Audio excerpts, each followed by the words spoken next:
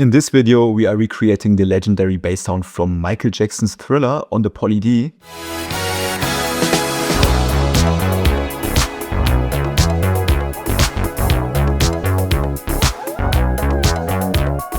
Let's start with the first oscillator and set it to a saw waveform. The saw waveform is one of the brightest waveforms that produces a lot of harmonic overtones. Let's set it to 16 and lower the volume a little bit because otherwise our bass sound would be really bright. Now let's take the second oscillator. We can leave it at full volume. We want to work with the second pulse waveform and set it to 32 for a lot of bottom end. But right now the sound is still really buzzy and there is no real shape. So we are going to use the low pass filter and the cutoff to remove some of these frequencies. Turn it down until you can't hear anything. And we are now going to use the amount of control and the decay and sustain to shape how the filter should behave.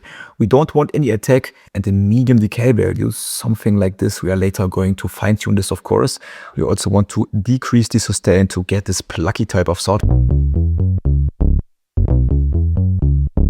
For the loudness control, we want to work with similar settings. Let's first decrease the sustain a lot and give it some decay so we can roughly copy the same settings that we've used for the filter envelope. Let's also enable the keyboard control, so higher notes will open up the filter more compared to lower notes. This will cause the bass to sound a little bit more organic. And the most important thing to get that typical character of the Thriller bass sound is to use emphasis or resonance. But don't dial in too much, otherwise we are getting rid of a lot of low-end frequencies. That now with the amount of control and the filter cutoff, we can kind of determine how much frequencies we actually want to hear, how many high frequencies.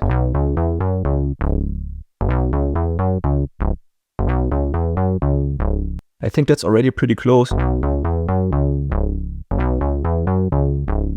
Decay and sustain will let us shape how plucky the filter actually is.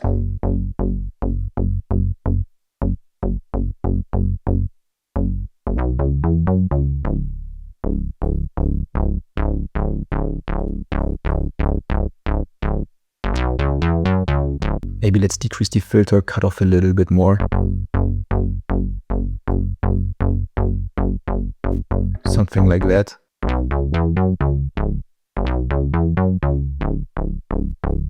But I think that's too plucky. Turn up the decay a little bit more. And this will cause the filter to take some time to close again. But I think around 600 is perfect.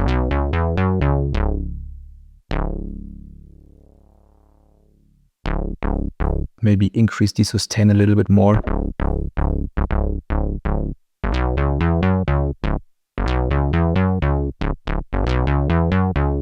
I think we should also open up the cutoff frequency a little bit more to make it just sound a little bit brighter. And let's listen how it sounds in context.